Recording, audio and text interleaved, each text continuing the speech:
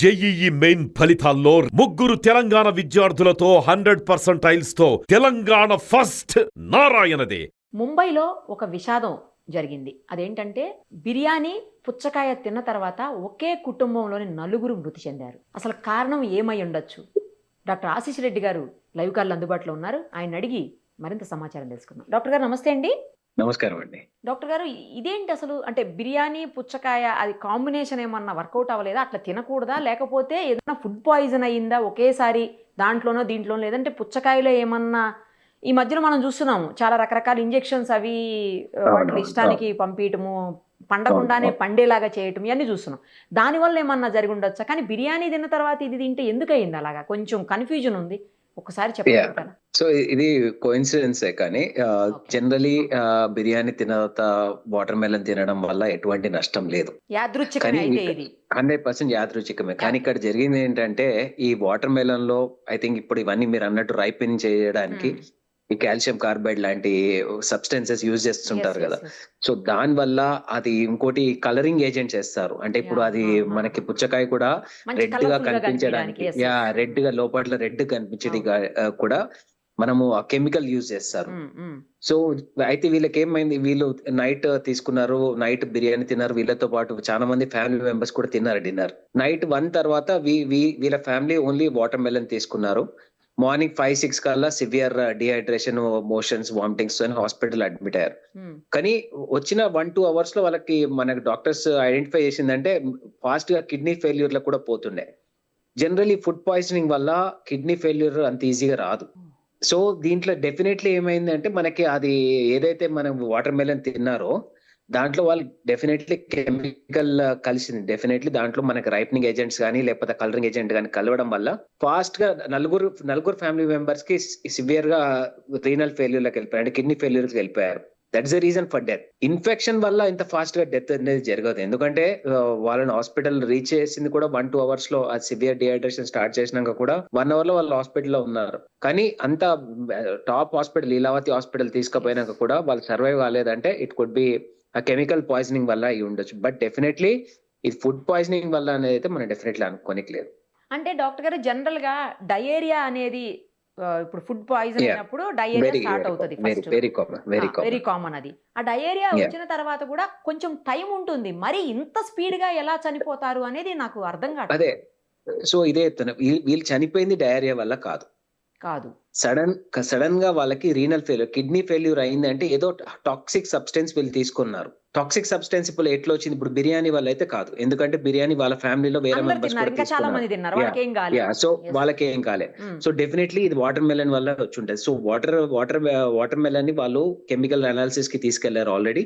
అది ఇంకా ఇన్వెస్టిగేషన్ జరుగుతుంది. బట్ డెఫినెట్లీ అండ్ 100% నాకు అనిపించేది ఏంటంటే, ఇట్ కుడ్ నాట్ బి మీరు అన్నట్టు డిహైడ్రేషన్ వల్ల ఏ మనిషి అంత ఫాస్ట్ గా చావరు. అది 1% చనిపోతే జనరల్లీ ఎక్స్పెక్ట్ చేయొచ్చు, కానీ మొత్తం ఫ్యామిలీ చనిపోయారు కాబట్టి it could be 100% case of chemical poisoning. Food poisoning అంటే chemical poisoning. So chemical poisonings లో కామనెస్ట్ ఏముంటాయి? ఇప్పుడు వాటర్ మెలన్ యూజ్ చేసేది కాల్షియం కార్బైడ్ యూజ్ చేస్తారు రైపన్ చేయడానికి. అంటే ఇప్పుడు ఒక ఫ్రెష్ వాటర్ మెలన్ ని రైప్ చేయడానికి మనము ఏదైతే కాల్షియం కార్బైడ్ ఆ పౌడర్ యూజ్ చేస్తారో అది డైరెక్ట్ దాని లోపలకనే వెళ్ళి ఉండొచ్చు. రెండోది ఆ కలరింగ్ ఏజెంట్ వల్ల కూడా వీళ్ళు ప్రమాదం గురై ఉండొచ్చు డెఫినెట్లీ.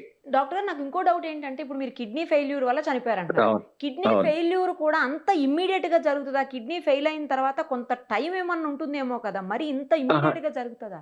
డెఫినెట్లీ ఒక్కో ఈవెంట్ ఇప్పుడు ఏమైతుందంటే, ఒక్క ఆర్గన్ ఇంకో ఆర్గన్ ఎఫెక్ట్ చేస్తుంది. ఫాస్ట్ గా they will go into mods అంటాం, అంటే మల్టీ ఆర్గన్ ఫెయిల్యూర్ కిందకి వెళ్ళిపోతారు వాళ్ళు. Okay. So multi organ failure లోకి పోతారు కాబట్టి ఫస్ట్ పోయింది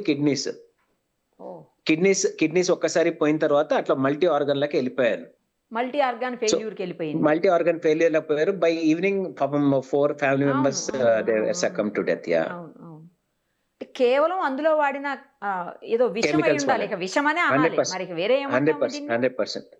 సో డెఫినెట్లీ మనం ఎటువంటి ఫ్రూట్స్ తీసుకున్నా, ఎటువంటి ఏది తీసుకున్నా ఇప్పుడు అన్ని అడల్టరేషన్ ఉంటున్నాయి కాబట్టి చాలా కేర్ఫుల్ గా సెలెక్ట్ చేసుకోవడము, లేకపోతే దాన్ని కట్ చేసిన తర్వాత ప్రాపర్ గా దాన్ని వాష్ చేయడము, డెఫినెట్లీ చేయాలి. ఏదైనా మనకి ఏ ఫ్రూట్ అయినా గాని కట్ చేసినాక డెఫినెట్లీ వాష్ చేసుకోవడం 100% సేఫ్ అనిపిస్తుంది. నార్మల్‌గా ఏం చెప్తారంటే ఫ్రూట్‌ని మామూలుగానే ఒక వాష్ చేసుకోండి, క్లీన్ చేసుకోండి. కట్ చేసిన తర్వాత చేస్తే దాంట్లో వైటమిన్స్, మినరల్స్ అన్నీ బయటికి పోతాయి. ఏముండదు. అలాగా వాష్ కానీ చేయమాకండి. ముందుగానే వాష్ చేసుకోండి అని చెప్తారు. కానీ ఇప్పుడు అది సాగు మీదకొస్తుంది కెమికల్స్ తోని ఇంకా ఇట్లా ప్రాబ్లమ్స్ వస్తున్నాయి కాబట్టి I think it's better to wash it properly. కానీ ఇక్కడ ఇంకో డౌట్ డాక్టర్ గారు. అంటే సార్ మీకు మేడం చెప్పండి. హాస్యాస్పదంగా అనిపించొచ్చేమో గానీ ఎందుకంటే పుచ్చకాయని కట్ చేసిన తర్వాత ఎట్లా క్లీన్ చేస్తాం డాక్టర్ గారు? బట్ అది కాదు. ఇప్పుడు చూడండి మేడం. అంటే బేసిక్‌లీ వాళ్ళు అసలు ఎటువంటి గవర్నమెంట్ రూల్స్ ప్రకారం ఎటువంటి రైపెనింగ్ ఏజెంట్స్ యూజ్ చేయొద్దు. చేయొద్దు. అవును. కలరింగ్ ఏజెంట్స్ యూజ్ చేయొద్దు. కరెక్ట్. ఇప్పుడు ఇదంతా అడల్టరేషన్ అయితున్నాక అంటే పేషెంట్స్‌కి అంటే ఇప్పుడు ఎవరైనా గాని ఇప్పుడు మీరైనా తీసుకోవచ్చు, నేనైనా తీసుకోవచ్చు. ఏది కరెక్టో, ఏది రాంగో తెలియట్లేదు. తెలీదు. సీ అసలు సో అంటే పుచ్చకాయలైతే ఇంజెక్షన్సే వేస్తున్నారు డాక్టర్ గారు. డైరెక్ట్ ఇప్పుడు ఇంజెక్షన్స్ వేస్తారు లోపల. తెలియని కూడా తెలీదసలు. దట్స్ వాట్ ఇప్పుడు జరిగింది అదే. ఈ ఆ! ఫ్యామిలీలో జరిగింది అదే. సో మనం ఎట్లాంటి తీసుకుంటున్నాం ఫ్రూట్స్ డెఫినెట్లీ సమ్మర్ లో ది బెస్ట్ అవైలబుల్ థింగ్ మనకి water melon highest water content ఉంటుంది. అవును. అవును. చాలా సేఫెస్ట్ అనుకుంటాము. కానీ ఇట్లాంటి అడల్టరేషన్స్ వల్ల అన్నెసెసరీగా ప్రాణాలు పోతున్నాయి. వాళ్ళకేం ప్రాఫిట్స్ గురించి ఆలోచిస్తున్నారు. నార్మల్ గా దాన్ని ఫాస్ట్ గా గ్రో చేద్దాం అనుకుంటున్నారు. బట్ ఈ మనుషుల ప్రాణాలు పోతున్నాయి కాబట్టి డెఫినెట్లీ గవర్నమెంట్ చాలా స్ట్రిక్ట్ యాక్షన్ తీసుకోవాలి. అస్సలు ఇట్లాంటి కెమికల్స్ అవైలబిలిటీగా ఉండనివ్వకుండా చేయాలి. గతంలో ఒకటి విన్నాను డాక్టర్ గారు. ఏంటంటే ఇప్పుడు బిర్యానీ తిన్నప్పుడు ఇప్పుడు హైడ్రేటెడ్ డ్రింక్స్ ఉంటాయి కదా! Soft drinks. అవును, నేను అవును, నేమ్ చేయడానికి అవును, లేదు అవి. నేమ్ చేయలేం కదా! అవును, అవును, అవును, అలాంటి డ్రింక్స్ తీసుకుంటే సాఫ్ట్ డ్రింక్స్ చాలా మందికి అలవాటు ఉంటది. బిర్యానీతో పాటు సాఫ్ట్ డ్రింక్ అవును, తీసుకుంటుంటారు. అవును, అవును, అలా వెరీ కామన్. తీసుకున్నప్పుడు కూడా చాలా సార్లు డయేరియా రావటము, ఫుడ్ పాయిజన్ అవ్వడము ఇలాంటియన్నీ కూడా మనం చూసాం. యా ఎందుకు యా బిర్యానీ తీసుకున్నప్పుడే ఇది తీసుకుంటే ఎందుకు అవుతుందంటే అందులో వాడే కెమికల్స్‌కి బిర్యానీలో ఉండే ఆ నో, మెటీరియల్‌కి నో. అసలు అంటే జనరల్ ఇంటరాక్షన్ ఉండదండి. ఎందుకంటే మనం జనరల్లీ బిర్యానీ అంటే నార్మల్‌గా మనం ఇంట్లో చేసుకున్నదే, హోటల్‌లో చేసుకున్నదే పెద్దగా దీంట్లో ఎక్కడ కెమికల్స్ యూసేజ్ ఏమి ఉండదు. అన్లెస్ అందులో కలరింగ్ ఏజెంట్స్ తప్ప. ఇప్పుడు జనరల్లీ ఇట్స్ అన్ కలరింగ్ ఏజెంట్‌తో అసోసియేషన్. పాటు అది కూడా కదా డాక్టర్ గారు. సాల్ట్ ఒకటి యూజ్ చేస్తారు దాంట్లో. టేస్టింగ్ సాల్ట్ లాంటి ఏవో యూజ్ ఆహా! చేస్తారు. అవి కూడా సో వద్దు అని అంటున్నారు అట్లాంటి కదా! అట్లాంటి అడల్టరేషన్స్ ఉంటే తప్ప జనరల్లీ చాలా మంది ఏమైతది మన బిర్యానీ హోటల్‌కెళ్ళి తెచ్చుకునే వారికి అది వేడి ఉండకపోవచ్చు. యాహ్! అది స్పాయిల్ అయిపోవచ్చు. లేకపోతే ఇప్పుడు సమ్మర్స్‌లో చాలా ఈజీగా ఫుడ్ స్పాయిల్ అయిపోయే ఛాన్సెస్ ఉంటాయి. కరెక్ట్. కరెక్ట్. సో అట్లాంటి దాంట్లో మనం డయేరియా వెరీ కామన్‌గా చూస్తుంటాము. కానీ లక్కీగా ఇప్పుడు మన బిర్యానీతో గాని ఇప్పుడు బిర్యానీ లంచ్‌కి తీసుకొని ఈవినింగ్ స్నాక్ లాగా వాటర్ మెలన్ తీసుకుంటే నిజంగా ఎటువంటి ఇంటరాక్షన్ లేదు. అంటే సైంటిఫిక్‌గా కూడా చానా దాంట్లో కూడా నేను చూసాను ఇందాక కూడా I have read about it.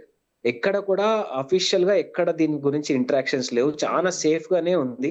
But ఇక్కడ డెఫినైట్‌లీ జరిగింటే ఈ ఫుడ్ ఇంటరాక్షన్ వల్ల కాకపోయుండొచ్చు. Only because of the okay. Chemical poisoning. Okay. Yeah! That could be a major reason. కానీ బిర్యానీతో పాటు ఎందుకు సాఫ్ట్ డ్రింక్స్ కూడా తీసుకోవద్దని చెప్తారా? 2 కాంబినేషన్ కరెక్ట్ కాదని ఎందుకు చెప్తారు? ఏరేటెడ్ డ్రింక్స్ కదండీ. At the end of the day అవి హై కార్బోనేటెడ్ డ్రింక్స్. ఈ కార్బోనేటెడ్ డ్రింక్స్‌లా ఏముండదు. జస్ట్ అన్నెసెసరీ ఫిజ్ తప్ప ఏముండదు. ఒట్టి మనకు అది తీసుకున్నామా హ్యాపీనెస్ కానీ ఓన్లీ ఫిజ్డ్ షుగర్ డ్రింక్ లాంటిదే. సో దీనివల్ల ఓన్లీ థింగ్ ఏందంటే టైమింగ్స్ అండి. బేసిక్‌లీ ఇది తీసుకొని మనం బిర్యానీ చేసినా వాడెప్పుడో పొద్దున చేసుంటారు. మనకు వాడు రీహీట్ చేసే ఇస్తుంటారు వాళ్ళు. జనరల్లీ మార్నింగ్ అవును. హండీస్ అన్ని మార్నింగ్ తయారు చేస్తారు. కరెక్ట్. ఈ హండీ ఈవినింగ్ వరకు అదే రన్ అయితుంటది. సో దాన్ని సరిగ్గా మెయింటెనెన్స్ అవన్నీ దాని వల్లనే అయితుండొచ్చు కానీ బట్ యాస్ సచ్ ఇవి 2 డైరెక్ట్‌గా తీసుకోవడం వల్ల అయితే I don't think it's a correct point అని నేను అనుకుంటున్నాను. Right sir. Thank you. Thank you so much. Right. Right.